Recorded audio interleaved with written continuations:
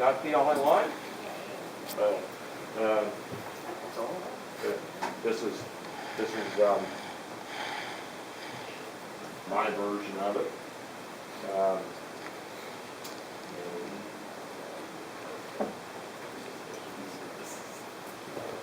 Look at it. Look at it.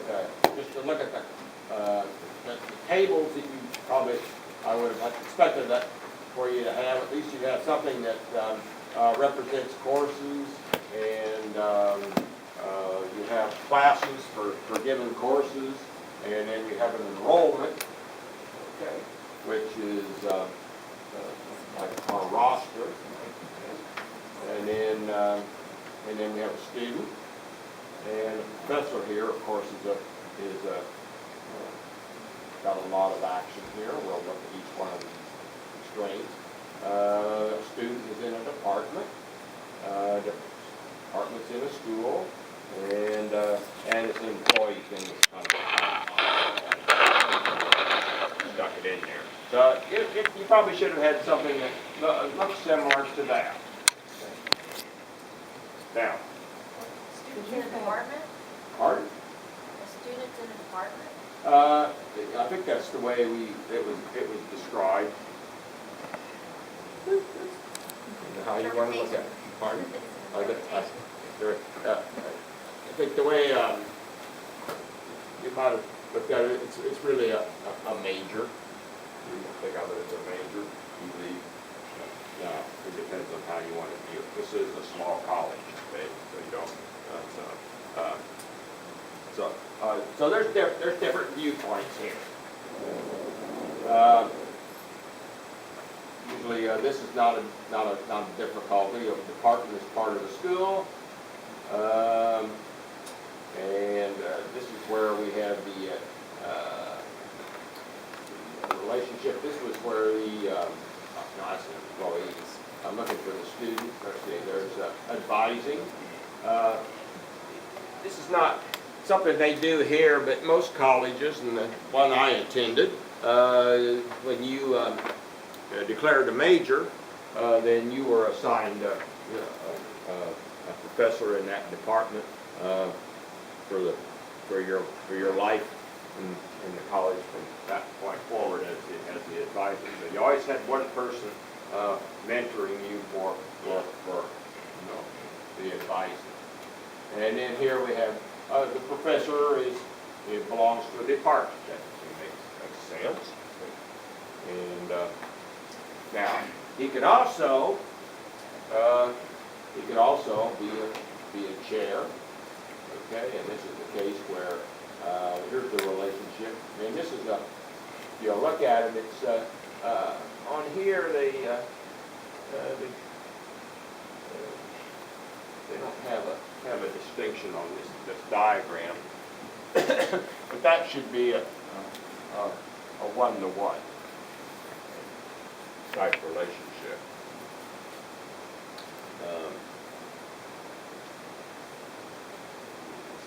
Department, yeah, a given department can only have one chair. And let's see, what else have we got here? This is the major, that's the student's major. We always got another, okay. Oh, here's the relationship between chair.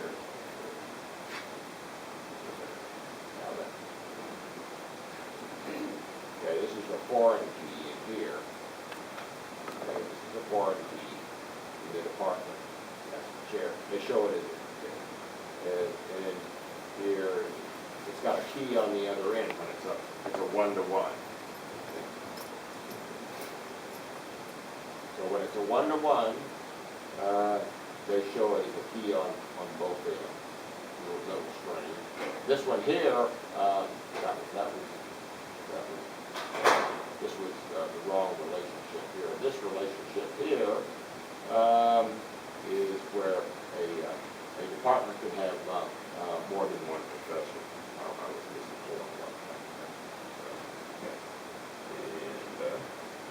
that. And that's one way to view it. And then a department can have more than one professor?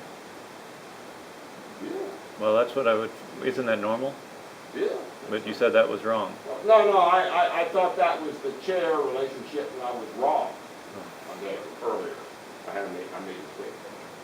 The chair relationship is, where is it? Right here. The chair relationship, there's a foreign key. Okay, and this is SQL Server diagram. It has a key on one end and then the key on the other end. Okay, so that's the way they describe a one-to-one on the diagram. Yeah. Why wouldn't you validate that on the employee table? Why can you pick this? Oh, you An employee? can do it if you want to do that. That's what But this, if I was looking at it and I said that there's a relationship between that department and this professor, then I've got a relationship right here. And of course I can get it back down to more easily. And in my case, this was just, this was one-to-one. Here you can see the key. This was basically, usually something like this, it says, I probably didn't meet that. Depends on how you want to view it. So my thought here was that I like to see the relationship between professor and the department. Yeah, certainly ready to have it listed in here.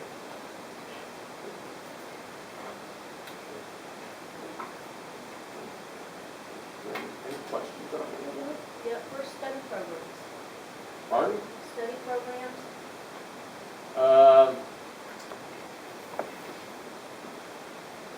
Study program.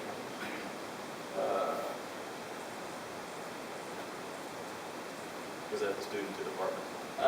it's enrollment, That was, no, the enrollment's a class. That would been, I had mine as part of the department. Now, if each department had separate study programs, you could have had another table there. That's what you did? no, but the students were out of study program. It said study programs were multiple students.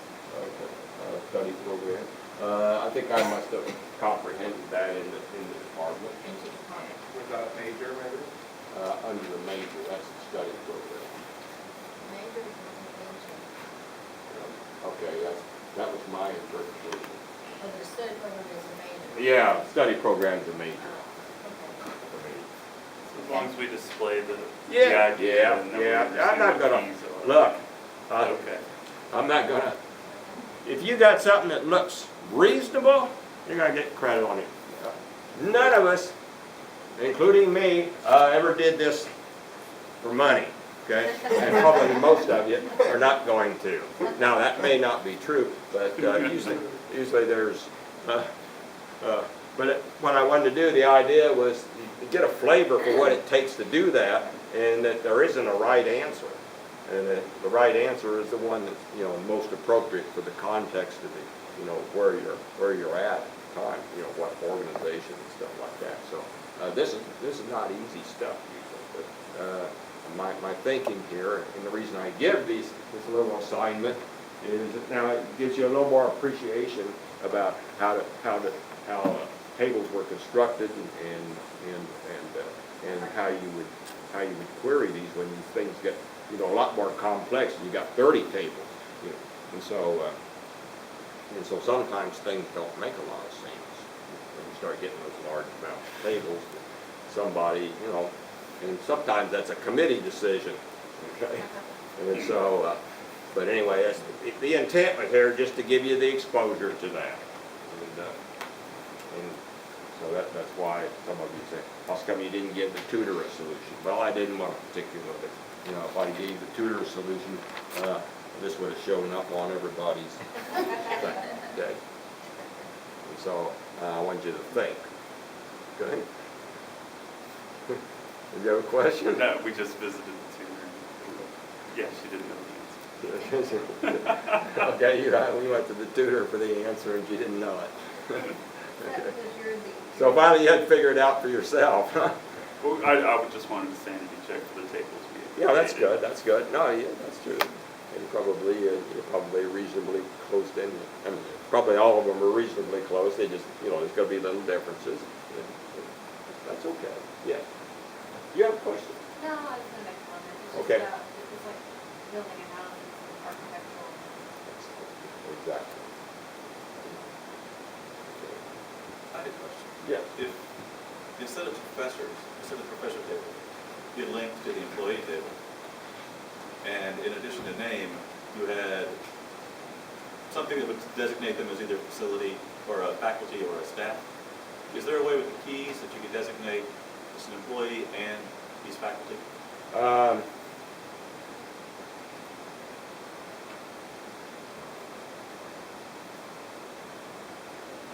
You really got two types that usually you probably wouldn't designate them as an employee. Typically, in an employee, basically what we have here. So, I kind of emphasize the professor thing because of so many relationships there, rather than do it to the employee table. That was my only argument there. But here, you wouldn't know, other than that I teach, but you see an employee in the college, you don't know whether they're faculty or whether they're staff, but that's usually your job description or job code Yeah, or job title. right, but is there a way that you could specify with a key that, the professor is an employee, and as an employee, his job title is faculty? No, it wouldn't. This wouldn't make any sense. I've specifically got two tables here, and this is a clue right here when it's a 1-to-1. You only need one table. And so what I've done here, since I wanted to emphasize the professor, because that was basically, we were looking at a little small part of the college, mainly the educational part, not all of the services. Actually, the educational part of this college is small, believe it or not, relative to the services we provide. All the services. And so, no, what this would have been, it would have been, the normal thing would have been, one table, it would have been employee, and you would have had a job code or a job assignment.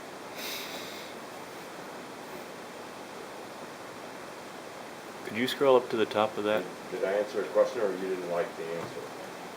I might not be asking my question very clearly. I'm okay with it. I ended up. What you're trying to do, writing it. what you're trying to do is, in the case here, I didn't need both of the tables. And so this is an example of where you see a 1-to-1 relationship. I wanted to separate the two. And I wanted to separate just out the professor type function Right. away from address, how many kids do you have, and so forth, so forth, and so forth, all of that. That's all I've done.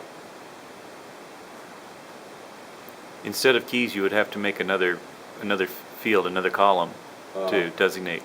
Yeah, and then you start to get things that don't make sense. Right? What makes sense is you got to have one or the other table, but since you want the whole thing to encompass the whole college, it has to be employee, and that's what it is. But there's no such thing as a professor table here.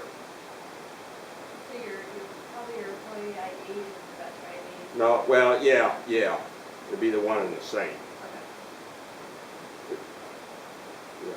Basically, the professor that's a job code.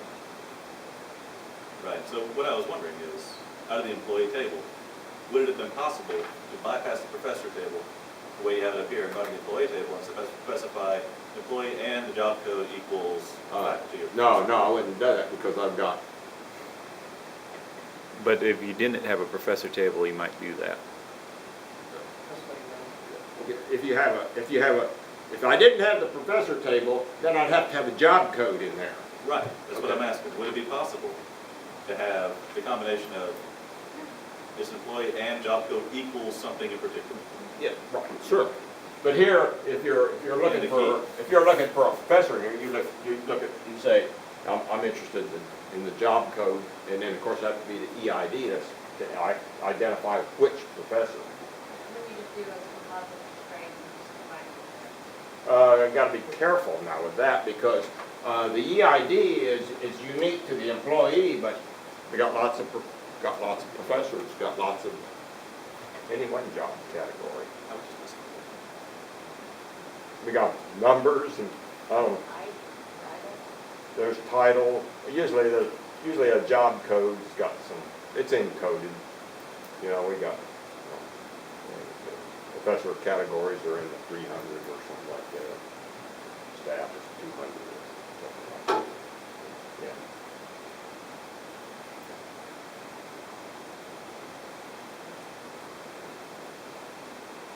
If it's still bothering you, we can still. I understand what we're doing here. I don't want to press it. Thanks. Could you scroll up to the top of that?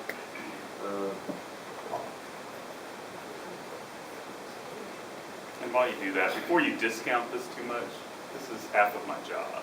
Was that half of your job? Okay, well, you got a It's benefit out of it. important. Huh? It is important. Okay, good. Thank you for the comment. What I do is I create a data model over existing databases, so my business users, then I create an object for each field, so my users can take a reporting palette and just drag the fields over and the SQL generates itself. And they don't have to think, joins and that. Okay, excellent. That's good. Good. So you kind of reverse things then? Yes.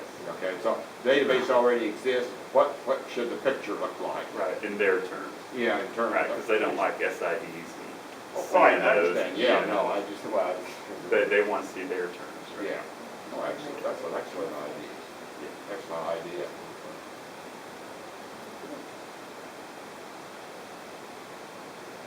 Other questions?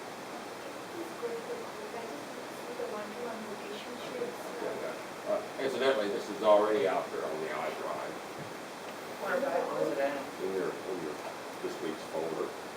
Been in there all week, nobody did anything too much stuff up there. Well, should be in the last handouts. Did I put it out there, or haven't I done it yet? You haven't done it yet. I haven't? I've looked every day. Okay. I'm just gonna put that in there to see how many people would squirm. Okay, I'll put it out there before you go home tonight. Okay. I was going to get it in there Surprise. earlier, yeah, so that, see if anybody was looking early, so. But I'll put it out there. Yeah, this is their one-to-one, that's the way they show it. And then this is the key in, the primary key or the parent table in. And, okay, up here is an example of here's my crow's foot right here. Here's the crow's foot there. That's my version of the menu. Okay. Did you name this database anything in particular? Or did you even think about that? Small college. Okay. Convolutional.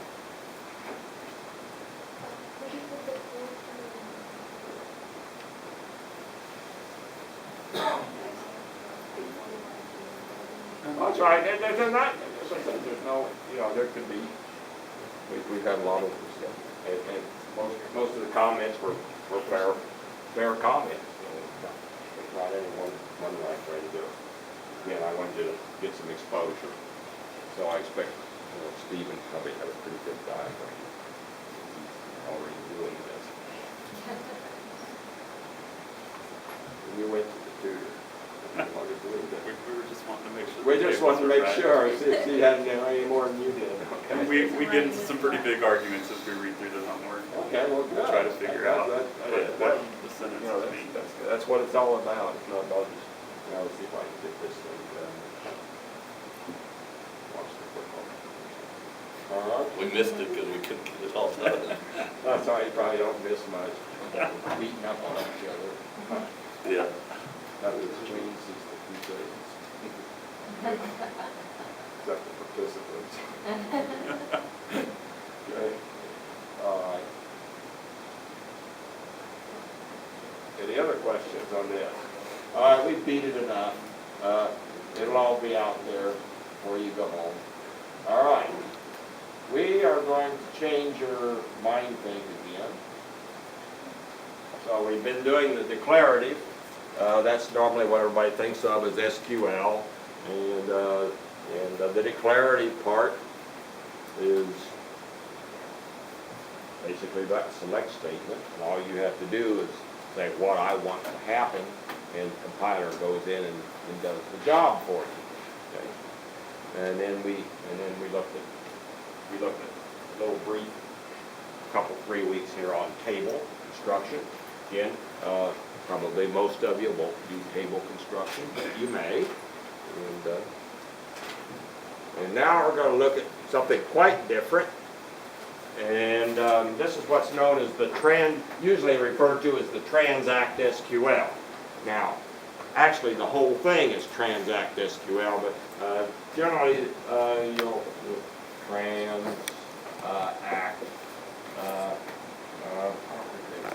Sometimes I don't like the way they do it. Sometimes I'll see it both ways. Transact SQL. And that's just the name of the database language for SQL Server. And it includes the declarative construct, which is that basically I call it the select statement. It has the DDL, that's the table create, okay, and the alter table, and there's a couple more, but those are the main ones. That's one. And then you have DML, data manipulation part. That's when you had insert, update, and delete. And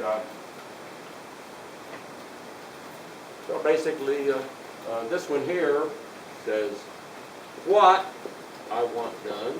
Okay? This basically describes how to create the objects or create the tables. And now the next part, which is usually sometimes referred to as the Transact SQL, well, it's all Transact SQL. This is the procedural. Okay. And we're going to be very specific. We're going to say how I want to do this. We're going to have to describe how. And in this case, we're going to do what's referred to as row-by-row processing. The declarative was set processing. Set means it does the same thing to every row in the table. It does the same thing to every row in the table, whatever you ask it to do. In this case, I'm going to pick and choose.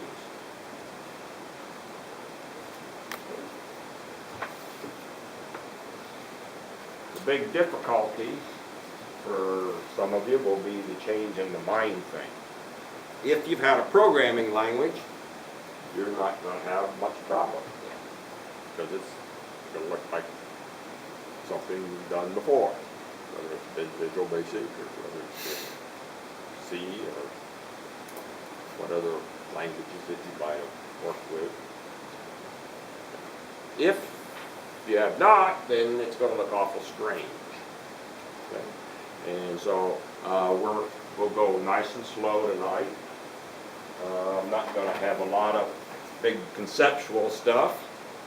I've got a couple sets of PowerPoints out there. And I'm only going to look at some of the little examples tonight. We're going to kind of demonstrate some of these examples. You'll have a chance to kind of work with these little examples at the end of our discussion, and then I'll have a little homework problem for you.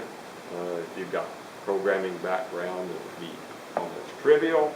If you don't, then you're probably going to have a lot of trouble. Because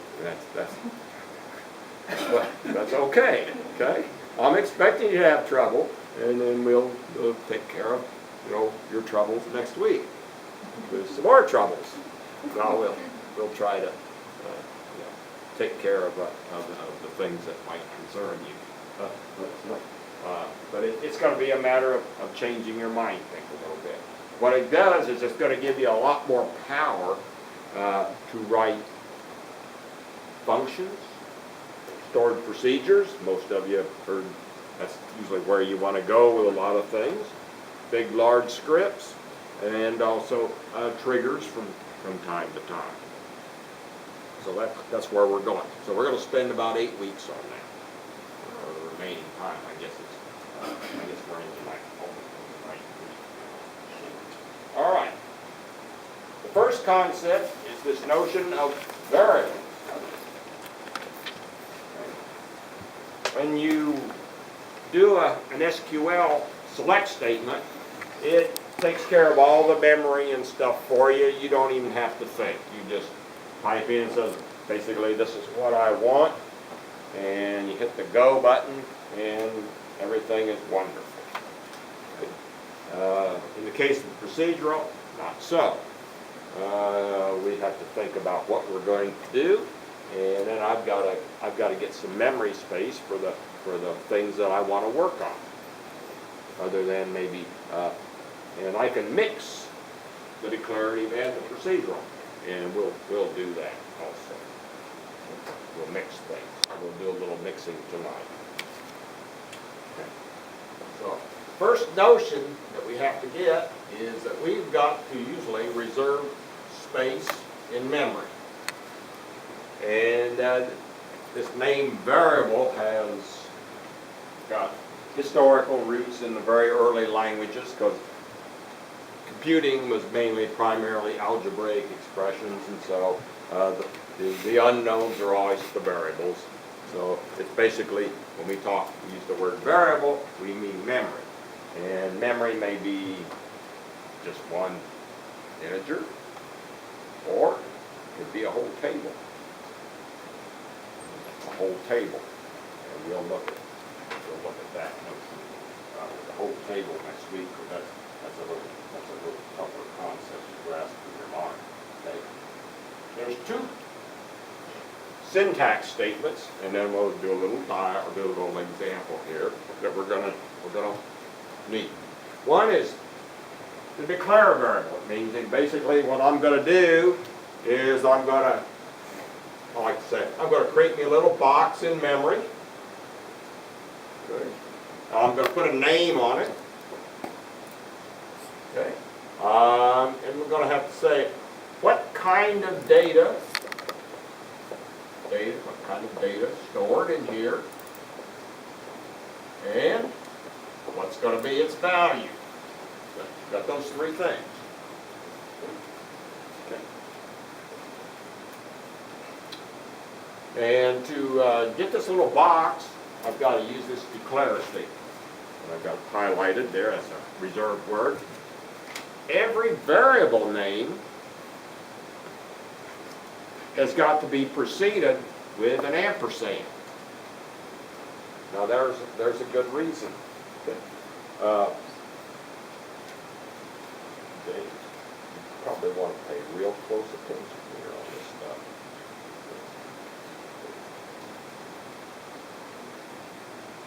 And the reason they do this is because quite often what we're going to do is we're going to associate that variable name with a column name. And it's going to be nice and convenient for you to use the same name for your variable as your column name. That keeps it kind of straight for you. But we'll just modify it with that little @ symbol. So the @ symbol is required.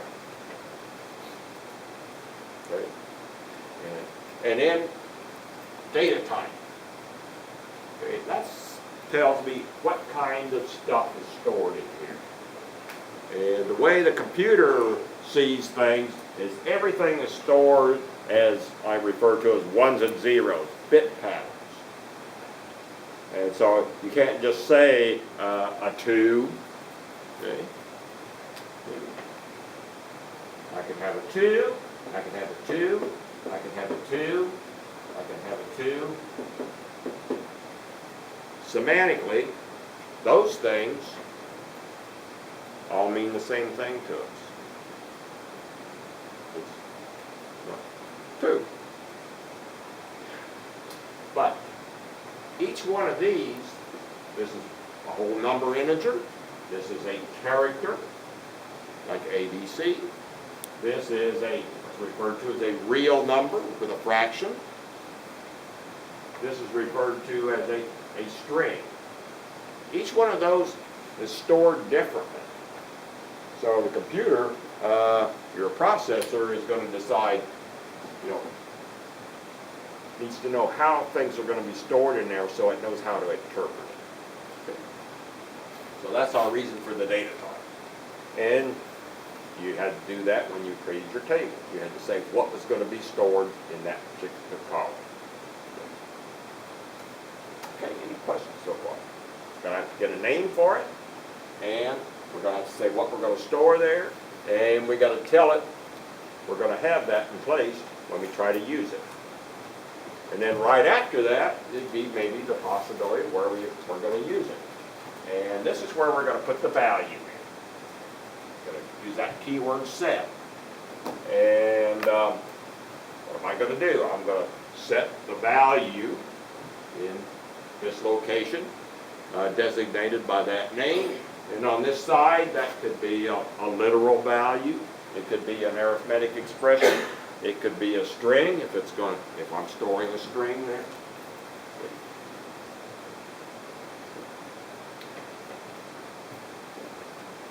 Any questions on that? Yeah, you said that it does it for every row in the table, so what would variable be? A variable is going to be, this is where I'm going to be doing only row by row processing. I'm going to specifically put values in there, and take values or use values in there. You're actually fitting it in the table?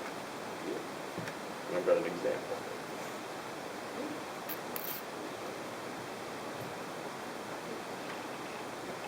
The comment that I made that you're referring to is that when we do declarative type statements, every row gets processed the same. When we do use procedural, I can do different things every row. I can't do that with a declarative. That comment. Here's an example. A very simple example. I want to create 3 boxes in memory. And that's the way to think of a memory. I'm going to, the compiler decides where it's going to put it, but I'm going to think of it as 3 boxes. And I'm going to create 3 boxes here, and one of them is going to be called rate. And one of them is going to be called the amount. Okay. Amount. And get that outside, amount. And I've got another one here. I'm going to call the tax. Okay. Tax. And I've described what kind of data is going to be in there. Well, it's going to be decimal data. And so you'll recall that when did we discuss the decimal? Okay. Pardon? Yes, we probably did, but I'll do it again. Okay. The decimal is going to allow me to store a number with a fraction. And it's sometimes referred to it as the fixed decimal, as opposed to the a floating point, scientific notation. We're not going to do that in here. We're just going to stick with the decimal. So what the decimal does, it allows me to say how many digits of representation am I going to have. But I'll do the gosh, I'm going to do this one here. Decimal, and I'm going to have the first number in here. I'll do the one with the 4 2. Okay. What this says, I'm going to have enough space, and it decides on how much space that's going to be, of 4 digits of representation. So that means I could have any kind of value in here that's up to 4 digits.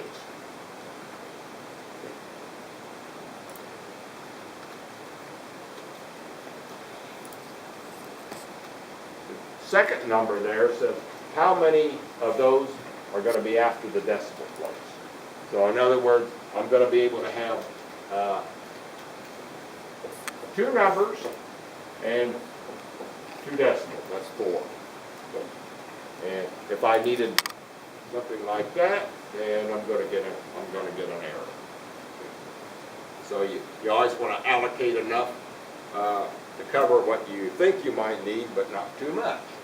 And it decides on how to create that space. Okay? If you only have like 2, let's say you have 4 comma 2, but you have like 10.25. What will the other 2 digits just not display, or will they display zeros? Your question again, I've got. All right, you've got up here decimal 4 comma 2. Right. Let's say you have the number 10.25. Okay. Is it going to display 10.25 or 00? No, it'd be 10.25. I've got, that's fine. I've got, that's 4 digits, isn't it? 10 point. No, because it's only displaying the first, it's only displaying the 2 comma 2, basically. Oh, the first one. I thought you said No, where it 14. says 4 comma 2, that means you have like 1,000.25.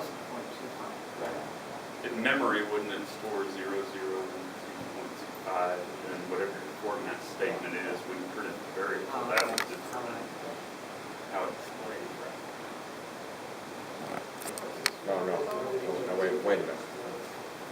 This right here says, it's going to tell you how many digits could I have there. Okay. If I have, and count the digits now. 10.25. How many digits do I have? 4. So I can get 4, that's fine. How many of those are going to be decimal? It's going to be 2.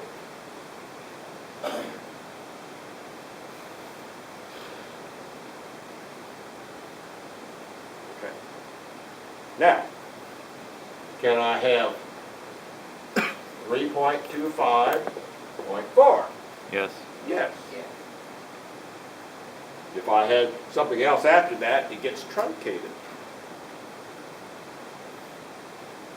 Does it rail? Truncates, probably. I think it's probably a better term. Well, so the thing that specifies that you have 2 decimal places, that's not going to be fixed then, because the 325.4. I mean, you have 4 total spaces, but you don't have 2 anymore. Well, no, I usually, it ends up being, you only got 1 decimal. I could have 3.25, and there'd be no decimal.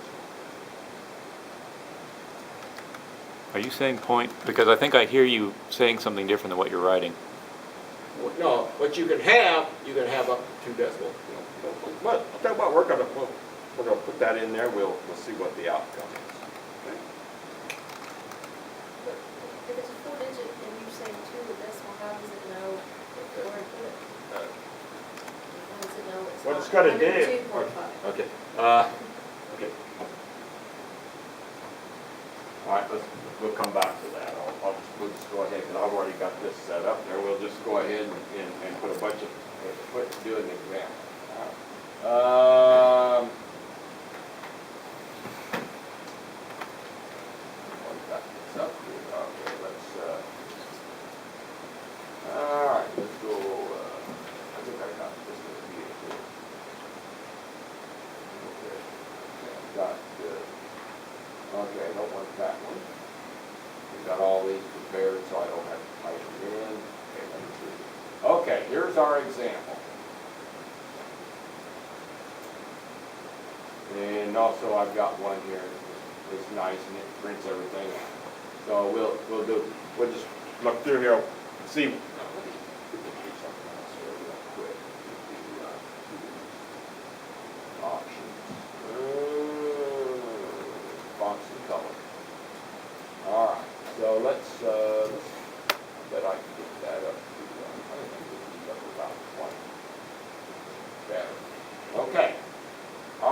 got these out here, or got this already set up, and then now I've got something that, you know, fits naturally into you know, what I designated. So in other words, our rate, you know, if we wanted to see 2 decimal places, we can only have 2 digits.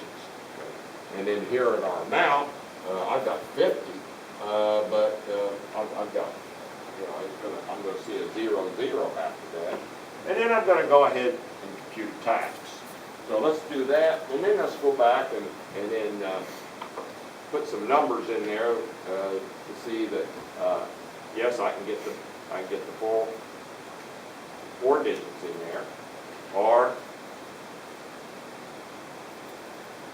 I can get only have 2 digits of reference or after the decimal place. So I'm going to execute that, and let's so here you can see our first print, and this is our printout statement. Now note what happens in our procedural construct. We don't get that query result table anymore. It comes out in the messages tab, and it's just going to be printed out according to the way you print it out. So I can print out a variable by itself, like I have here. I've got the rate, and it's 0.06. I got 50. There's 2 zeros after that. The tax is $3. I get 2 zeros after that, and then I got another statement here. I'm going to come back to that. All right. Let's suppose. Okay. Let's suppose I put in.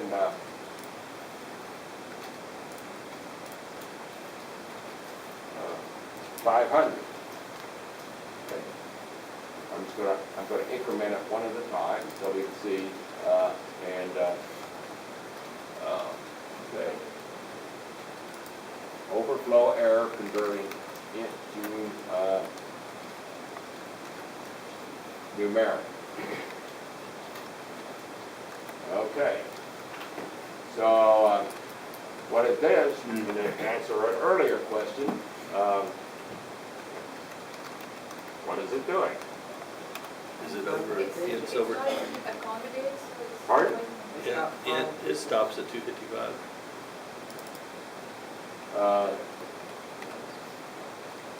Oh, it does. All right, go back. Go me.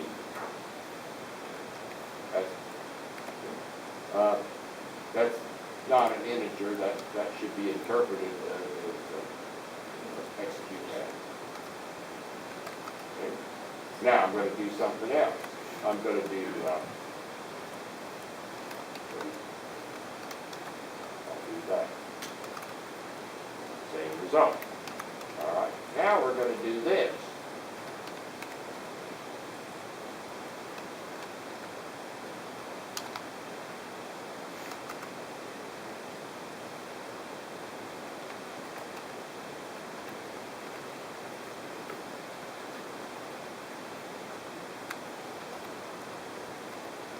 There was a comment made by somebody a minute ago.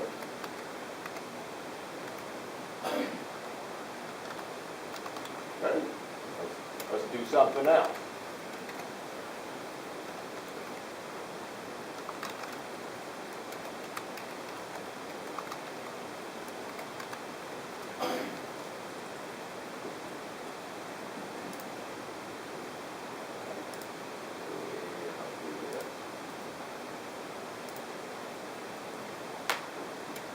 Does it truncate? It's truncating. He said it Truncating. truncates. Let's see, did it round up? 533. Yeah, it does round it, okay? So I'll answer the earlier question.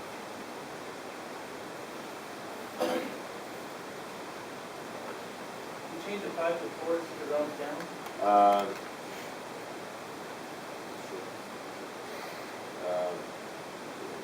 Yeah, it should, like I say, yeah, round down. Depends on money. It's like, it's not.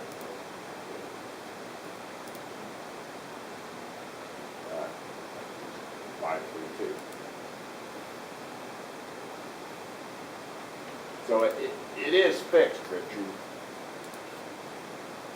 So in other words, because of the decimal, when I put the decimal in, that means I only have 2 left over for the we usually refer to as the whole number amounts. Okay. And the reason it blew up when we had the 500.0 is because it didn't have enough. That's right. See, if I wanted that 500 something, I would have had to do this. What that says is it works a little bit different. It's not floating point. What it does is this says, I'll allocate the space portion for the 2 decimals, and then what's left over.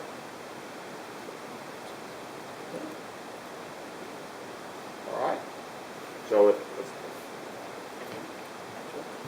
So what's the problem with putting a big number in there, like 20? well, because you're going to ask for space that you don't use. So what you want to do is you want to estimate it to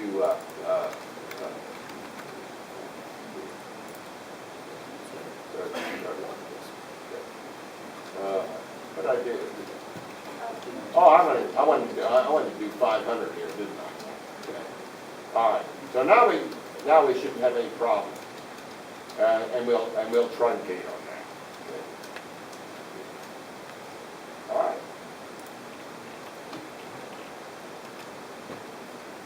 So for it to round is the last figure that we. The last digit. If it's 5 or more, well, it rounds off, but does it round up or does it round down?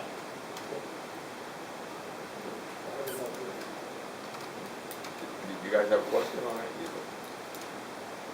I was still making sure I was right.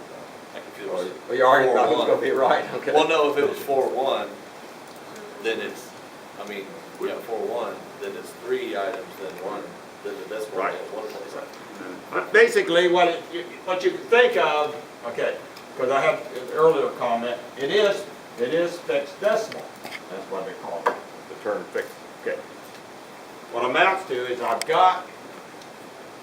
you can think of it, storing it like this. I've got the P is the full width, and then the S is the decimal part.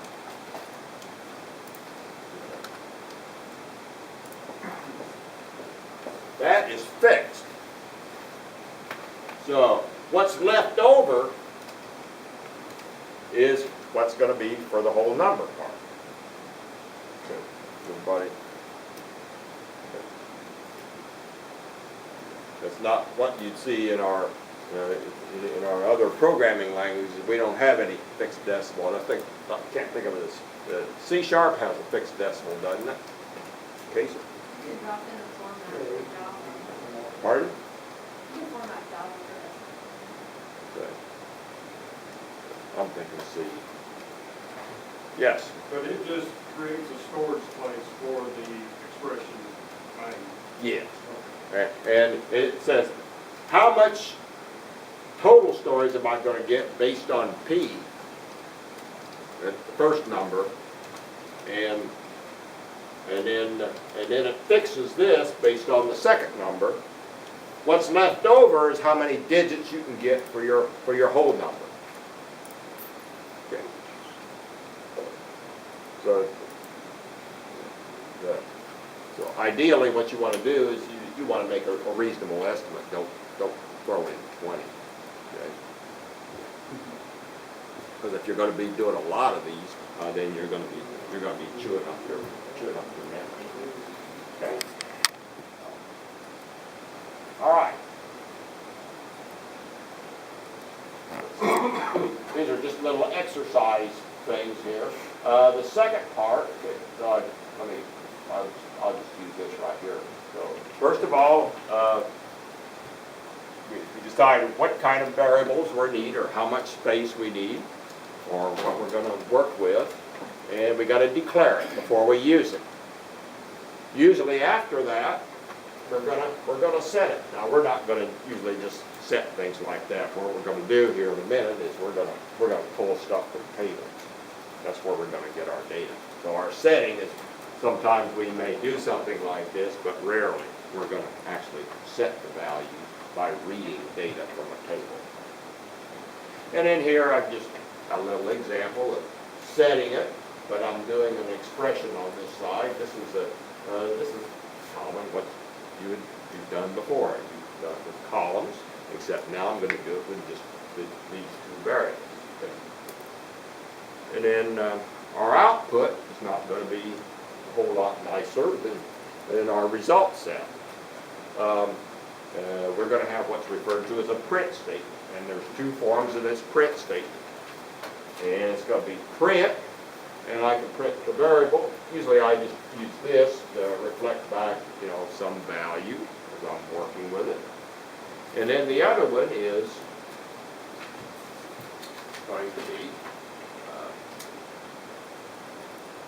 something that's a little more readable.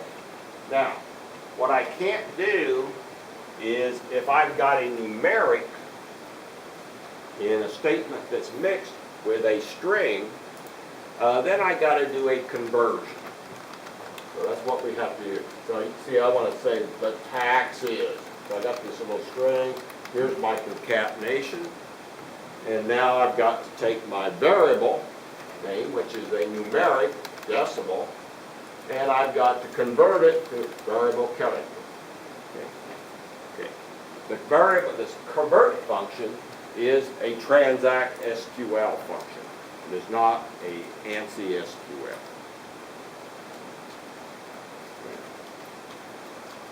Convert is SQL Server, transact SQL function. We did something similar with the cast. They're the same. I think a cast will work there also. But usually I tend to use the convert. The other thing about convert is there's usually got another argument there that you can do some extra fancy stuff with. And that's, I think it's in chapter 8 or 9. Yes? Why did you have to convert it if you did a print here and it printed? Why couldn't you just say access plus and tax? Because it won't convert.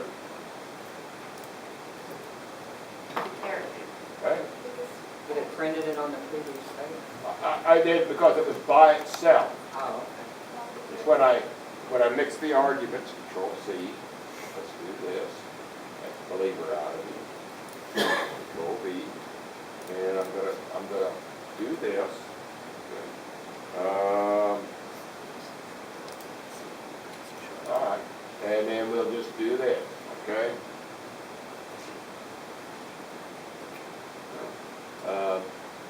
And then what do we have?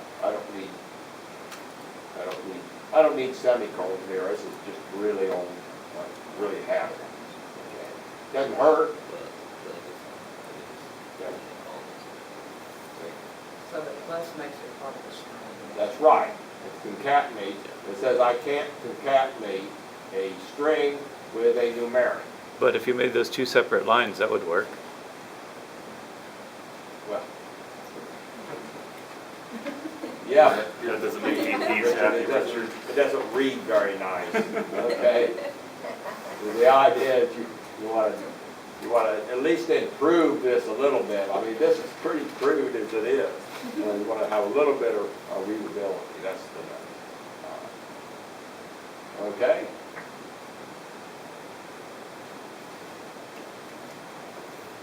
Does it always put a carriage return at the end of a line? So there's no print versus print line? No, there's no such thing as print. No, it automatically does that. Okay, that's part of this environment. So, and I did here. I didn't do it just print. Yeah, it does. It prints it on one line. All right. Let's make it a little more interesting. So this is just the simple mechanics of doing this. What we want to look at next is, I don't really want to, normally I'm not going, I'm not going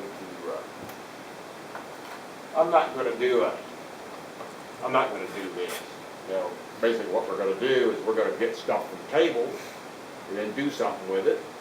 And it could be for analysis, or it could be for some kind of update processing. And it'll be, this is very simple now. But eventually it'll be where I make decisions based on this data, what do I do next with it, and so forth. I think really what's referred to as the control construct. There's a little bit of that. All right, so that's my print. All right, that's my example. Okay.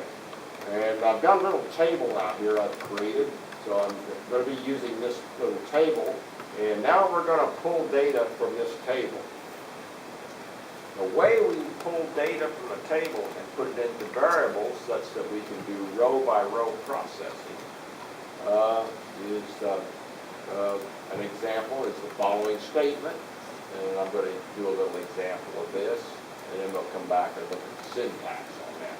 So, again, anytime I want to work with any variables with row-by-row processing, I've got to declare. So in this case, I'm going to be interested in the employee ID, the rate, and the hours. And where I'm deciding on that is I'm going to read, got this little table here, I'm going to be reading this value here. I'm going to be getting a rate out of here. I'm going to be getting the hours out of there. And then we're going to see in a few minutes, we're going to compute the pay. Okay. Based on some kind of criterion, depending on the hours and the rate for a given row. What is that object ID? What this does is I've got a little, usually when I have a little table create and then I do follow it with the inserts, if I have a table in there already with the name ePay, and usually I'm going to go ahead and drop it. And what that says, this is what's referred to as a system level function. It says if the object ID ePay is not null, that means it must exist, then drop this table. And of course, it's assumed that, it was, I had a table like this before, and I don't want that table, so I got to be careful there. Okay. Yeah, be really careful Yeah. with drop table. Yeah, right. But usually this is you understand your context when you're doing something like that. I haven't done that at work yet. Okay, you haven't done that. No. You do that. I corrupted an entire table, but I haven't dropped a table. Yeah, you have to really pay off the DBA. And then I'm going to go ahead and create it, and I'm going to go ahead and put the values in. So I'm just giving you a little context there. And then so what I want to do is I want to look at one row, and I want to extract the values for rate and hours for a given EID, and I want to put them into these little variables, and then I want to do the calculation. Do a calculation. I haven't done that here. All right, well, so here, the only thing I need to do is to set a unique EID value to my variable EID. And then here we're using that select statement. This looks just like the select. Now when we do this, instead of getting a result set, what we're going to get here is that we're going to, for this particular record, we're going to select out the value for rate in that column and populate the rate variable, select out the value in the hours and populate the hours value for this ID, okay, from this table. So that's the way we're gonna set those. We're not gonna use that real set stuff. We're gonna be pulling stuff out of tables. Okay. And then I'm gonna just print it and say, yeah, that's nice, I got it. And then we're gonna go to the next step. So I'm doing this one step at a time. Should we specify the unit? Oh, no, it has to be a unique key. And I've got a, when we use this construct like this, I have to be ensured that I'm only getting one row back. Okay? That's why it's got to be a unique key. No, nice. That's just a notation. What happens is, you don't know that, but if I had 3 IDs there with 1, 2, 3, what it does, this part right here performs set operations. Set meaning, if I had 3 records in there that matched 1, 2, 3, it would read the first record values in, it would then read the second record values in, and then finally it would read the third ones in, and you're going to get the third record. Okay, does everybody see how the set operations work? It's exactly what's going to happen. And then I'm going to tell you, it doesn't tell you that. Sorry. So it won't give you 3 records, you just give the last. You gives you the last one, didn't tell you it even did that. Other than, you think, oh, I thought there was only 1 record in there. Okay, all right. So it's always better to, when we are using set, better to specify a variable which is kind of primary key. Not kind of, is the primary key. Yeah, right, not just kind of. Yeah. That would be the thing. Or you have some other criteria that ensure that it's only going to be 1 record. Okay. How does it read the table? Let's say there were duplicates, and you had the table sorted by, something in ascending order. Would it go from top to bottom ascending, or is it going to do like some kind of a binary, No, something else on the table? no, don't forget, right here, it wouldn't make any difference whether the table was sorted or not sorted. What it does is remember what the where clause does here. Okay, you got this.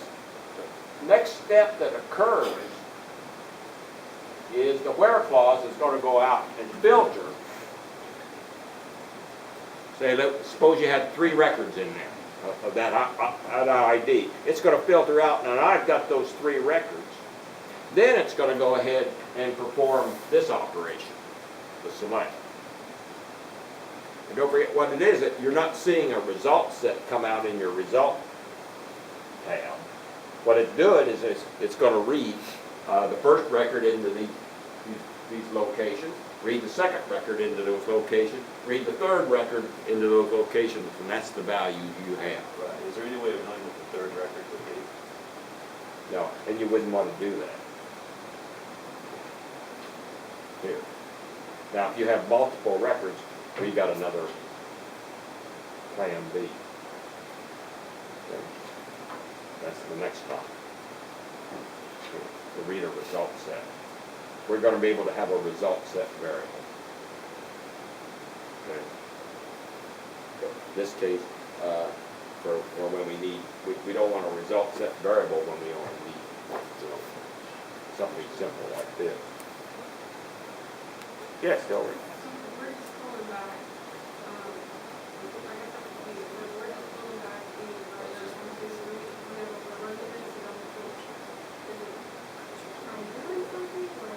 Yeah, we're doing something. We're gonna populate the values that are in record 1, 2, 3 for rate and hours, and we're gonna put them into these variables.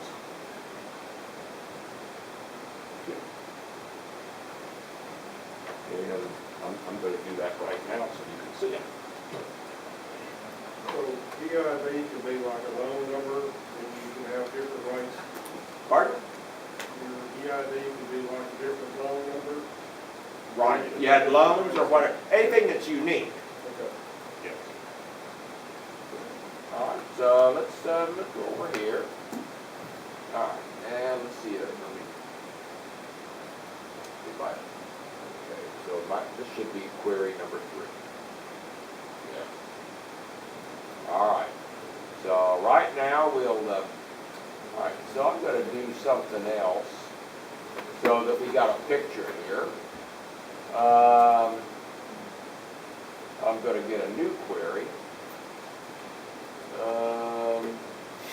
And, oh, I need to go into, I always have to do select star. Select, star from eBay. All right, I've already got it out there.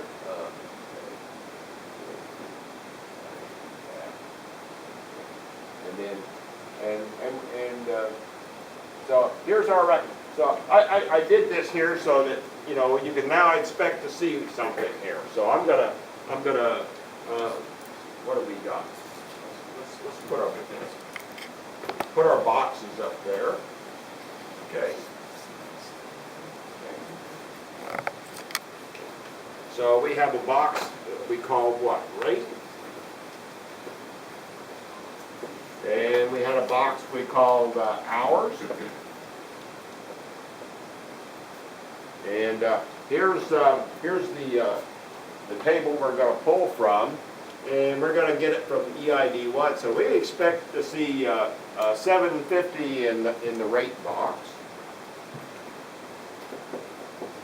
and 40 hours in the hours box. See what we're doing now? Okay, and I'm only going to do it for the one row. Okay.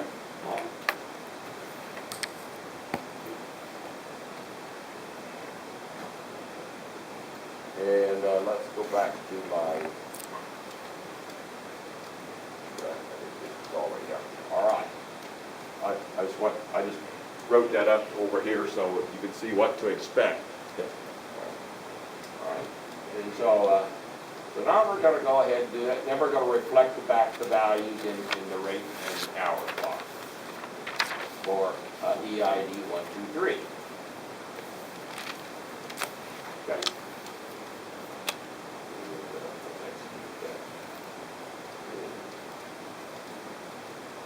Sure enough, there it is.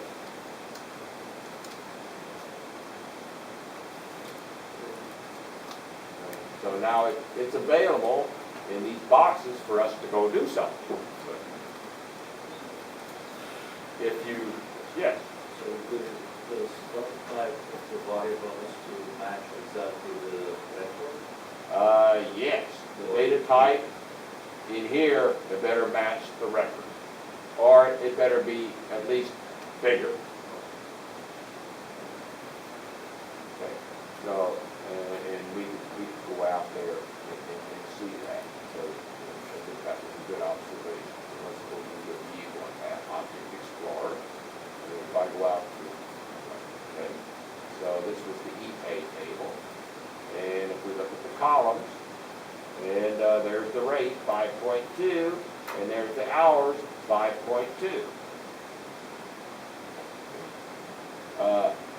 My rate variable here could be 6.2. Perfectly okay. Probably not 4.2, because the compiler is going to come back and says, I don't trust you. It might not, but you're trying to take something that's bigger and potentially push it into something that's smaller. Okay. So it could be bigger, but not smaller.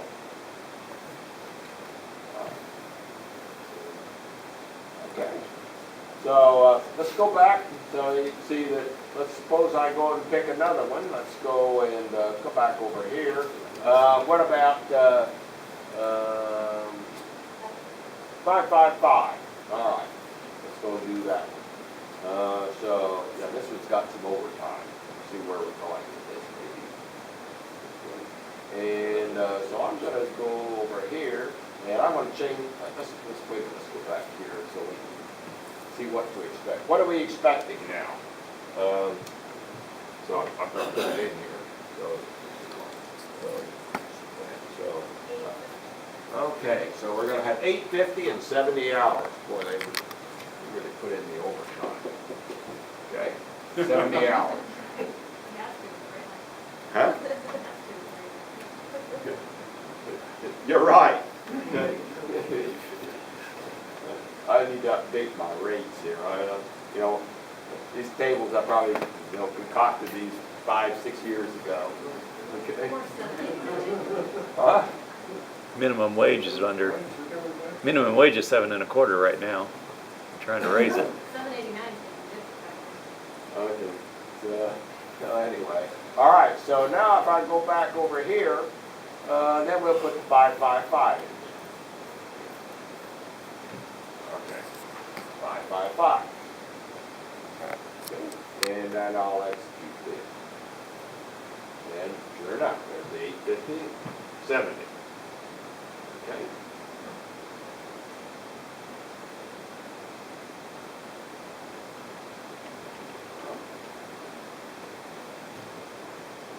Good work.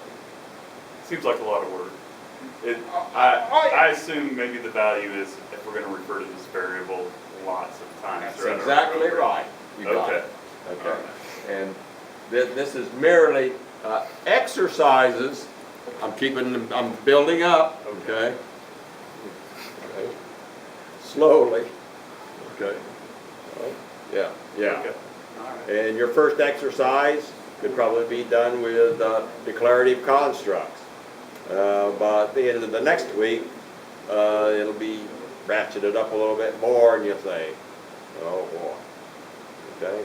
So I've got to go slow, because I realize that some of you, already have the programming skills, and it's like Hillary's getting a headache back there. It's like, just tell me I saw. Don't worry, it's No, not. I was on your building, I was just thinking what we can do with the workstation. You can, okay? I understand. Right, yeah, because I'm going to be a point where you can't do the select statement. Okay, all right? Are we going to do loops and stuff here in a couple of minutes? We're going to do that tonight, Todd.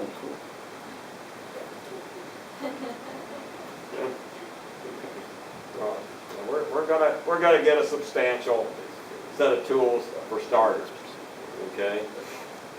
And your tutor's probably gonna have a seizure.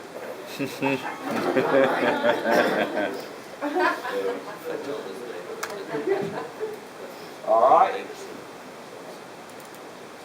Everybody good with what we got now? So this is what we're gonna be doing, okay? We don't do too many sets by itself, okay? All right? All right. Let's see where I'm at on this one. All right, so I'm going back here. I think I'll make it done. All right. I am. All right. I'm going to put these PowerPoints out there. They have a lot more discussion around them, but I decide what's more important tonight is not the discussion. It might sound good. You man, this really sounds good. And then you go home and what am I doing? Okay. So I'll let you read that, and then you guys are going to have to quiz me next week. Control constructs. There's two types of control actually there's three types of flow of control. One is just the straight through scripts, like we did on the Riverbend database. I did the tables, I did the inserts. We can do scripts that way. It just goes from top to bottom, and that's it. Statement after statement. The other two is, one is branching. I make a decision based on the conditions, and I may do this set of statements, or I may do this set of statements. Okay? We're going to look at that. And then the other one is, based on some kind of condition, I'm going to keep doing this over and over again. Looping. And then you can see where we're going to do this. This is where we're going to get to the row-by-row processing. We're not going to go and put in IDs by themselves. We'll read the IDs of the first one, read the IDs of the second, the third, the fourth, the fifth, and keep going. Until we've done the whole table, but we've done it row by row, and we'll decide what to do on that row based on some conditions. Okay? All right. So let's first of all look at what's referred to as the selection construct. Very simple. Simple selection. And this is going to, I'm going to show the syntax first, and then we're going to show a little example. Okay? And you can kind of see the notion. If, going to have a keyword if, there will be some kind of Boolean expression that's just like the same thing you have in your where clause. You'd have where, in your where clause you'd have Boolean expression. Here, we'll have our TSQL statements in here. That's where we're going to have the stuff that uses these variables. A little example. When we have statements in here, we're usually going to now have something that tells me where the beginning is and when it ends. Referred to as the begin-end block. Alternatively, I could have an else statement after that. So if this Boolean condition is true, I'll do this block right here. Else, if it's false, I'll do this block. That's going to be our little example. And you can see where I'm going to go with this. I'm going to compute pay. Well, there's two different algorithms for computing pay depending on whether you work, what, straight time or overtime, as an example. Okay. So this is the basic construct, example. And then so again, you see now we've started to build. Same thing. I'm going to now have the EID, the rate, the hours, and now I've got a new field, the pay. Okay. Anytime I need to use something, I've got to declare it first. Allocate the space. So now I've got a new block, okay, that I need to have. Pay. And you'll note I've named the same, my variables is the same names as my columns, if you'll recall that. Okay. Okay. So here I'll go ahead and say I'm going to compute the pay for number 1, 2, 3. Okay. And then I'll get the values and I'll put them in the boxes. Now I want to compute the pay. Okay, so now I'm going to, how I compute the pay depends on whether they work less than 40 hours a week or more. So if I got it highlighted red, if hours is less than 40, I'll set the pay and I'll take the rate times the hours and assign it to pay. Else, we'll go ahead and pay a premium. And the formula is a little bit longer. So we'll decide on the fly which one of these algorithms to use. Okay.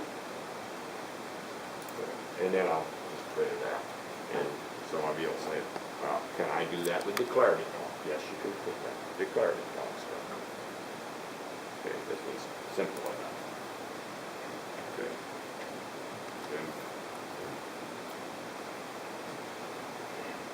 All right. So let's keep it simple so you can grasp it. All right. So I'm going to come back here and let's see. Let me find my query that I did that in. That should be number 4. Okay. And then we'll do the overtime so you can see how it works. Okay. So here we are. So here's our declare statement, and we've added one to pay, and I've estimated that I won't need more than 5, and it matches what I have it matches in the table. Okay. So that's typically the way you'll usually if you're almost invariably, that's what you'll be doing, is working with values from the table. So you want to match those exactly. Sometimes you'll have some other values or variables, and then you have to make estimates that won't necessarily be used with the table. Okay. So our first step here is go ahead, populate our variables, and then we'll come down here. And here's our algorithm or our selection construct. Now note, since I only have one statement, I don't need a begin-end block. But as soon as I have more than one statement in here and in here, then I've got to have the begin-end block. And I'll have a little bigger example probably next week. We don't need to have one like that right now. Okay. And then I'll print the pay. Okay. And that would be the value that would be in this box right here. Any questions on that? If it's one statement and if we use the begin and end block, it's fine. You could do that, no problem. That might, no harm in doing that. It's probably readable, makes it more readable. So you don't understand that it belongs to it. Okay. So we'll go ahead and execute that. So there it is. Pay is $300. Okay. So $300 is in this box right here.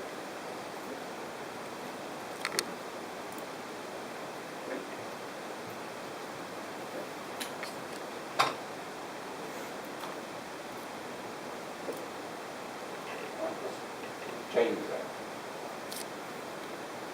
555. Okay. And so you'll recall that, well, that's the one with the 850, and this is not going to be right, is it? Okay. And so now we want to see, what that pay is.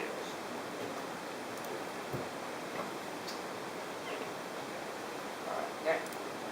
And so I'm going to execute this one. And there it is, $722.50. So now you work overtime. It's right here, $722.50.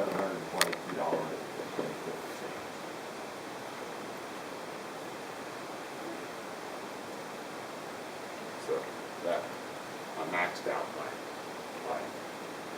the size on my decimal there because, well, I only have 3 spaces for the whole number. Rick, you have a question? What if you wanted to do all the rows, not just one row? Oh, I'm glad you asked that question. I thought we were. No, that sounds, so it sounds like a good candidate for a loop, doesn't it?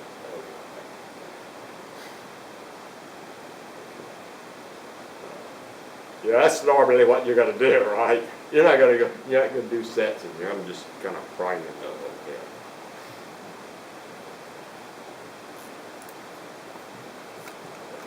Any questions on it? Everybody good with what we got so far? 2 or 3 options.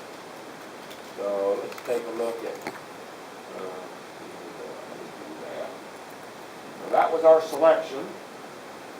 Now we're looking at repetition or looping, however you like to use that. This is a nice official word. We use it, they could put things in loops, repetition. Okay, executes a set of statements multiple times. So I've got this set of statements that looks just like what I have a little bit earlier. I'm going to put all of that into a loop such that I'll read that EID. And then I'll go out and then read the record that's associated with that. Do the calculation. Come back up and read the next one until there is no more records left. Okay. That makes it a lot more fun. All right, so here's the basic construct. Okay, some important notions in here is that we have to have some kind of variable that's going to control how many times we're going to execute this loop. Okay. I gotta know how many times I'm gonna execute before I start. And that's usually referred to as a control variable. And so the first thing I have to do is to identify a control variable, and I'm gonna initialize it. Give it an initial value. And then when I execute this loop, I've got to always be testing this control variable to decide whether I'm done or not. Okay? So I'm going to have the keyword while, and this will be a test on the control variable. It'll be some kind of a Boolean variable. Okay. And then in here, I'm going to have my processing statements, and I'll have an update statement. So in the case of the loop, I'm always going to have a begin and an end, because I'm going to have at least two statements. One statement, at least to do processing. In this case, I'm going to have some more. And I'm going to have at least one update statement that updates the control variable. If I don't update the control variable, this thing's going to keep going on forever and ever. Actually, it doesn't. It finally runs into the end of the table, and bad things happen. Okay? All right. Everybody get the picture? Very simple construct, very powerful. Okay, so let's take a look at our little example here. We're going to expand this some more. And I've got this one going across two tables, or two PowerPoint. Now, if I go back and look, I'm going to do something here. I've kind of made this artificial. Is that we have to have a way of, this is artificial now, and then next week we'll do something that's a little bit different, that's not so artificial. This is an artificial way of, I'm going to redefine my ePay table to have a unique set of enumerated numbers. Okay. This is just for our demonstration.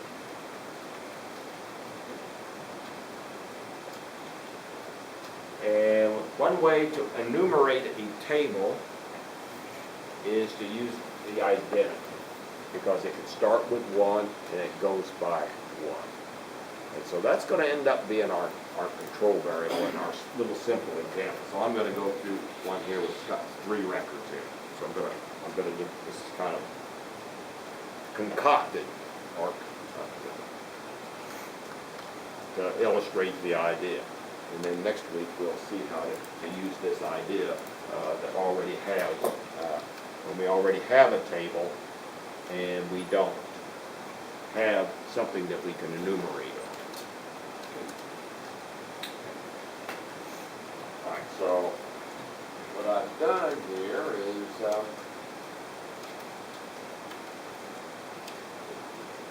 given that I've got that, the next step. Okay, the next step is I've got all of these, which we've done so far. Okay. And I'm going to have 2 new variables here. One is called a row count. The row count, I've got to figure out how many records I've got in this table. So here we're going to use the set statement. And inside here is this little subquery that says, tell me how many rows. Remember when we use this, count with the star, counts the records in the table. So I'm going to now set that to this thing called row count. So that tells me how many records I need to go through. Okay. And then this variable row here says, what row am I processing right now? Is it going to be number 1? Is it going to be number 2? Is it going to be number 3? So I only got three rows.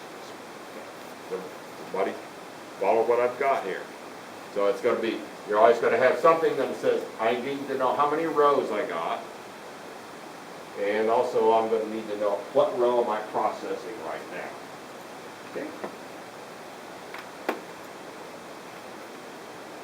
So here's where we're starting to mix, you know, our declarative construct. We don't care, just go through and count it for me. Okay. Any questions what I've got there? Okay. All right. Now, let's look at that. All right, so now it's the loop. All right, so, and I simplified this one a little bit. I just assumed that there was straight pain. This one, just keep it simple. I could have that if-else constructs sitting in there. Okay. We'll save that for homework. Okay. All right. So first of all, our control variable in this case is the row. What row am I processing? And I'm going to start out with 0. Okay. Okay. Okay. I haven't selected a row yet. Okay. I'm only no rows. Okay. The Boolean condition here is that while the row, okay, is not equal to the row count. While the row is not equal to the row count. This is a good way to keep track of things, because I want to know that when I reach row count, I want to quit. This is a good construct for constructing a loop. You start counting from 0, even though my row numbers are going to be 1, 2, and 3. Okay. I've got a begin-end block because now I've got a bunch of statements in there. Okay.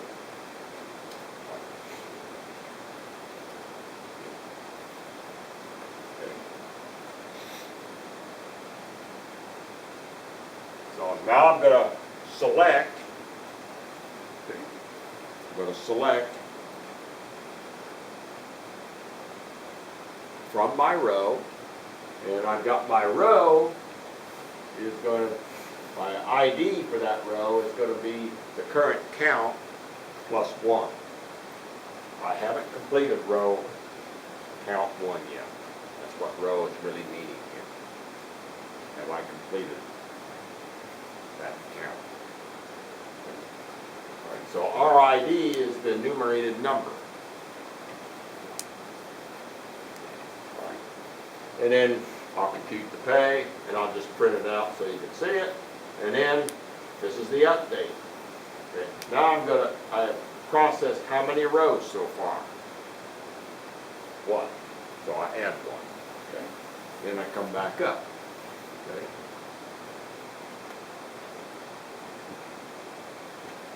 And So originally you had the at row plus 1 on the where RID is the enumerated column because you start out with a 0. That's right. So 0 plus 1. Yeah.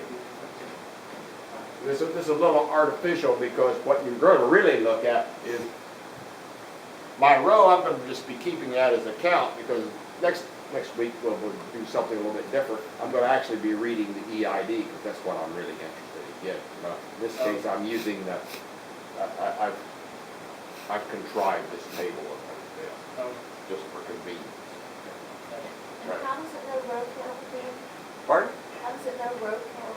Because what you did Prior to that? prior to this, you did this statement right here. Okay. How many rows do I have in that table? Okay. Okay? This was just, we did this in probably the first couple of weeks. We did that little count statement. Yeah. How many rows do I have? Okay? Now, nice and handy now. I just want to count rows, so I do count star. All right. All right. Now, Does it come if we set factor equal to 1 and where the 1 equal to factor? okay. If you start doing, I've made this a little bit artificial because next week I'm going to change that to the word count. Okay. But if you start with 1, then I've got to do a less than type Boolean there, and that's usually not a good practice in a loop. What you want to do is you want to stop on the number of things that I'm going to process. Okay. It's also kind of a habit out of the other languages. that It's another start way of, using- out of the other languages, yeah, it is. Well, it's not a habit, it's a good reason for it. So The It's a zero-based good array. practice is what it is. Okay. I mean, the zero-based array thing. Yeah, right, well, yeah, zero county, base county, you know, that's what makes sense, you know. And, so I've kind of contrived this, tried it to keep it a little bit easy, but in this case, it's probably looking a little confusing. I don't want to do it that way. Because I think I'll clarify that a little bit next week. Try to get a whole bunch of ideas across without, making things too complex. This one, this is a little kludgy, okay?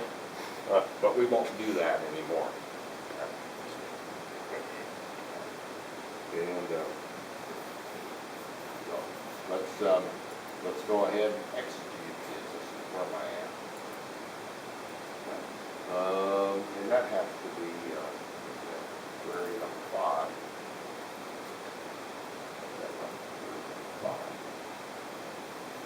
Okay, so I'm gonna drop my table. Okay. Okay, in this case, I'm gonna drop my table. Because I have an e-pay table out there now, so the one I have out there is going to get dropped, and I'm going to redo it, and I'm going to put this RID in there. Next week we'll do something a little bit different, which makes a lot more sense. I'm just trying to keep it real simple this way. So it's going to be an identity. The key notion here is I've got to have some kind of a row or a column value that's enumerated. Enumerated means 1, 2, 3, 4, 5, 6, so forth. So I got a way of counting. Okay.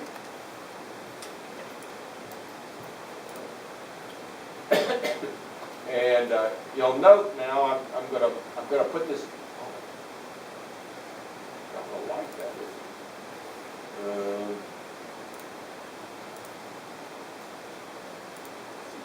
There we go. Lecture database. Okay.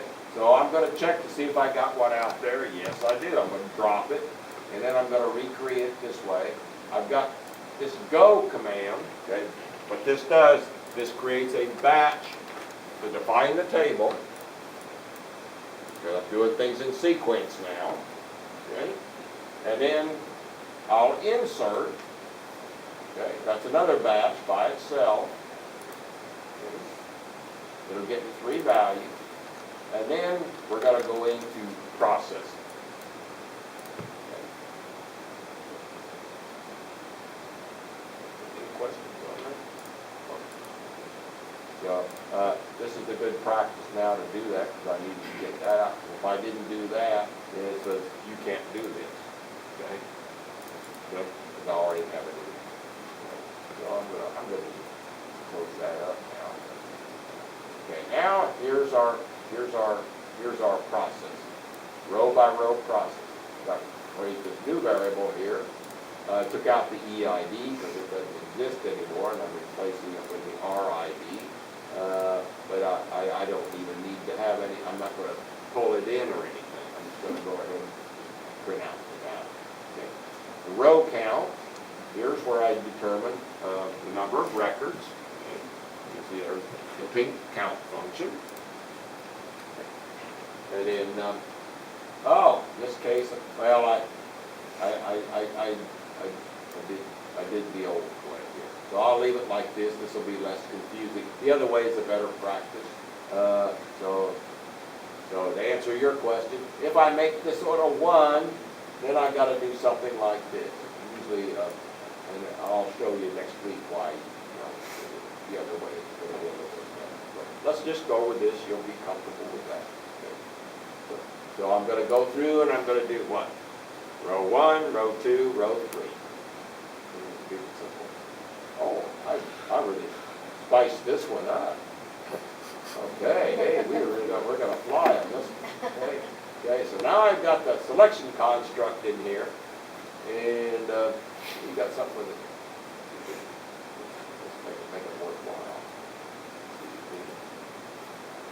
60 hours. Yeah, okay, 950, guys, all cost.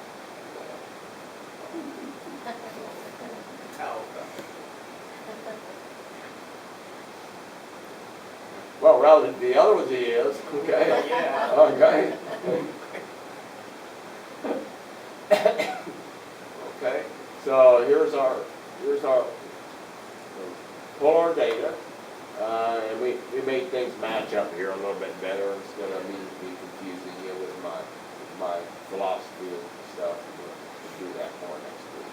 Print the pay, and then update the row. Okay.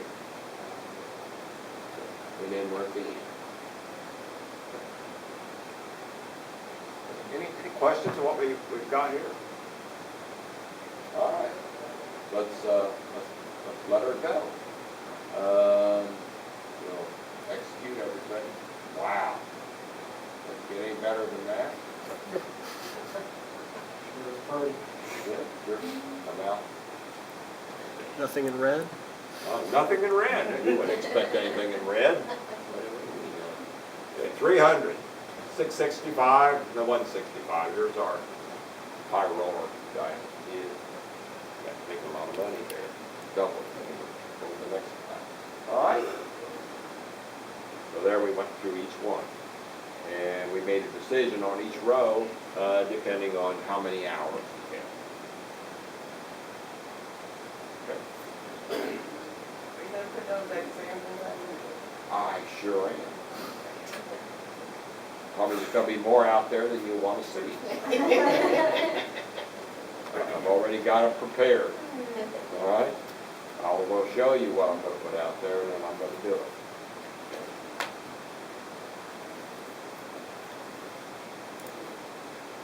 Okay. So we've learned a few simple things tonight. Let's see what we can do to create a problem for you to work on. For those of you that have got programming background, this will be almost trivial. For those of you that don't have a programming background, you're going to have probably a pretty rough time. But that's okay. Good. Good. This is where about half the class quits, but it's too late now. All right. I don't do this before the 8th week. No, you want to hang in there. All of a sudden you'll be rough this week. So I'm just warning you ahead of time. Okay, then you'll be all right. You did say there's nothing like object-oriented programming in this SQL stuff, right? Well, that's not object-oriented. This is plain old Sequential programming. Yeah, procedural programming, not Procedural. sequential, because we're Procedural. Yeah, it's procedural. All right, so let me go back out here with my test C. okay. I can handle procedural. Okay, here's what's in the handout. Object-oriented kills me. And I'm gonna put those out. I got table creates, I got all those scripts that we worked out. I got the PowerPoints in there, which has a lot more discussion in them. You can read that. The chapter on TSQL is what, chapter 9 or 10 in the book? Chapter 13. No, all one word. And so I think I have a little bit more in the PowerPoints than what's in the book, but at least those two together gives you the essential. All right, program 8. Let's look at this, and then it gets started. Okay, I have here create a table to hold the values for an employee ID, hours worked, hourly rate, gross pay, and a net pay. Now, what I've done here,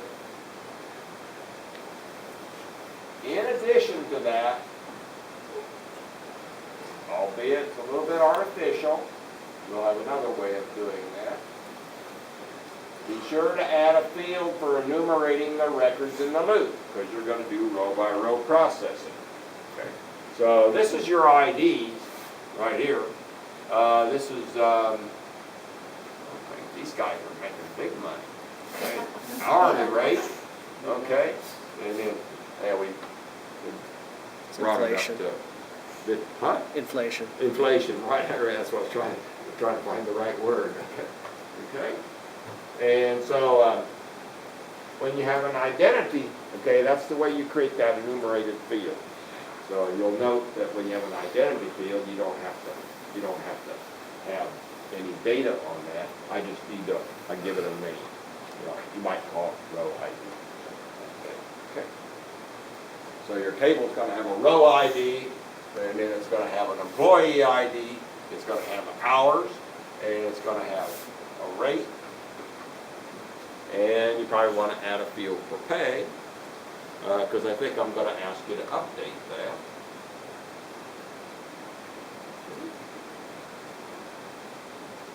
And so you could have what? Where would that update statement go? That's the question. That's after the if statement, after you computed the pay, right? That's just going to be a DML statement. I can mix the DML, I can mix declarative statements, and I can mix procedural statements.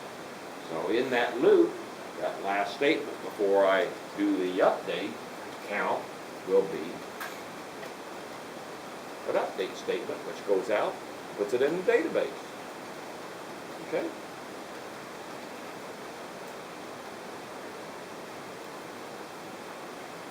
Okay. So this is the data. Write a TS orchestrator. Update all the records in the table and display with procedural. Now, somebody probably could, can I do that with declarative? Yeah, you could do that with declarative. Start out simple. Then if you want to show off, you say, oh, by the way, I did this with declarative.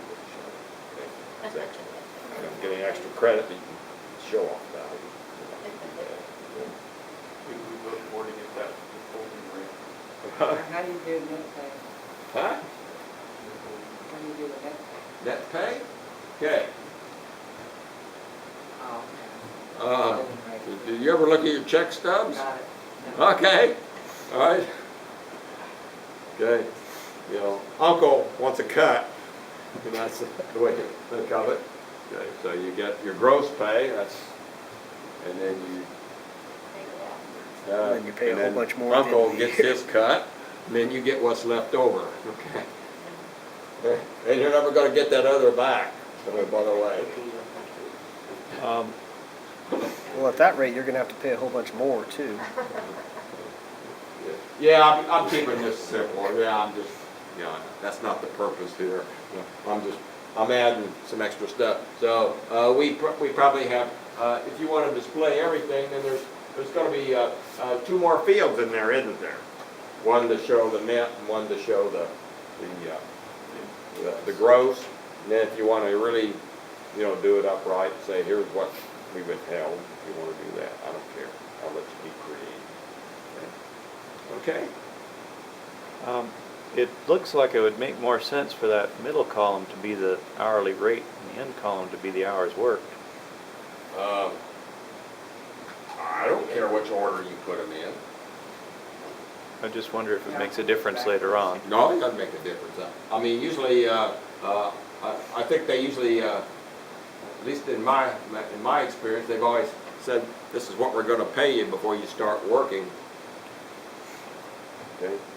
They don't say, why don't you work 100 hours? And they'll say, I think, we'll decide what we'll pay you after you work that 100 hours. Yeah, but what he's saying is, I think you've got In the you've got wording of employee it. ID, then you've got. Oh, hours worked. okay. It should be swapped. Okay. It'll make more sense. Oh, I'm sorry. Okay.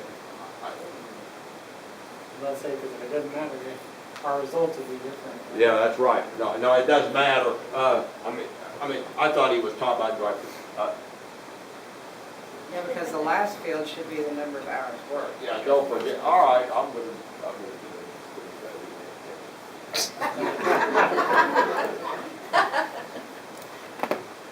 Hourly rate. It's actually the No. three more lines down. Where it says hours worked, it should be swapped. Number with 2? hourly rate. Second one, number 2. Number 2. Populate table with the following data. Populate table with the following data. Hours, work, okay. It'd be nice to make $60 an hour and only have to work 22 hours a week. Yeah, well, that's all you have to work. It's a hard one. Yeah, it is. Okay, hours work.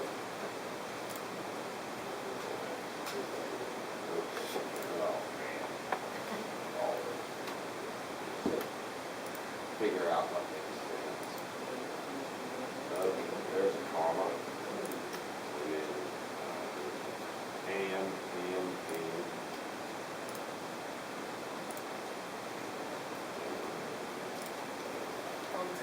Hours work.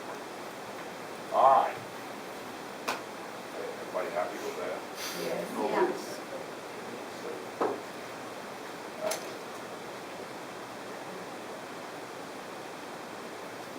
Is there any particular name you want for the database? Nope. Whatever you want to call it, whatever you like. The only requirement is you use variables and control constructs, and then if you want to, demonstrate your declarative skills. You want us to calculate overtime? Huh? You want us to calculate overtime? Yeah, man, I want to be paid overtime. All right. Yeah. Basically, giving you employment. Remember that? But it's not specified in here. Well, you want to do what makes sense. Your employees. You're willing to work extra hours for straight pay? Sometimes you have to take your salary. If your salary, you do. Straight pay, I'll take that on salary, but if I recall, it was a place in heaven. That was it, okay? Huh? Yeah, there you go. Okay. Yeah, straight pay would have been wonderful. After all those hours of overtime, I'll take straight pay. Okay. Well. Okay.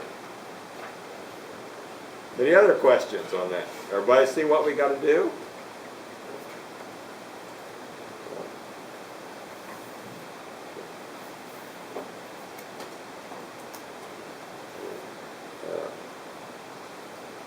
I don't know if I got a solution to this or not, so I don't know if the tutor's going.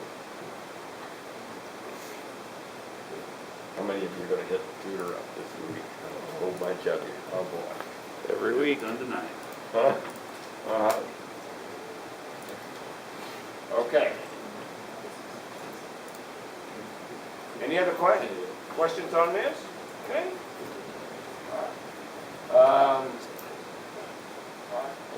Okay, let me close that down. Let me close these. All right. Close these things so that I don't think I had trouble. I had trouble copying. I got everything set up on the desktop. Okay, so here's the handout, and here's the small college diagram in the SQL. I'll put those out there in the other folder for nothing. Okay, copy. Copy. Okay. Let's go out here to the iDrive. 2309.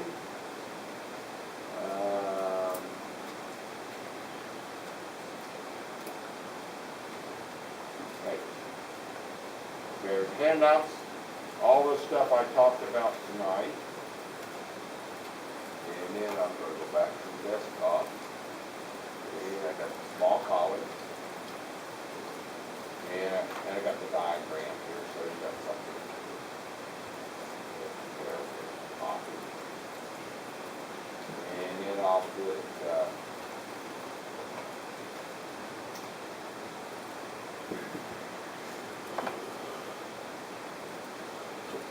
back out there. I don't want to put it in the data model. Okay.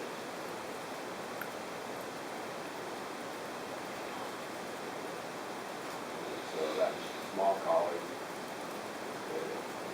Small college guy. I popped that into a Word doc. All right. Any other questions? So our only output's just gonna be reprinting everything,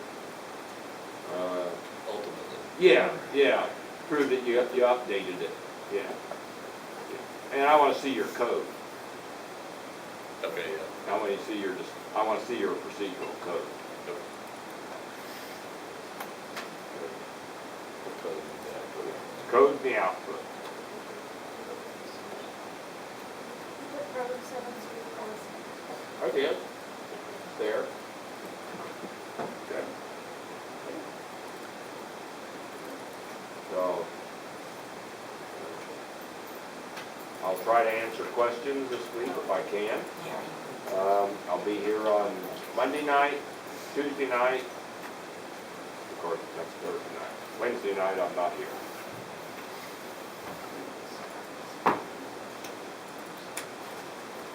Anything else? All right. Have at it. Enjoy.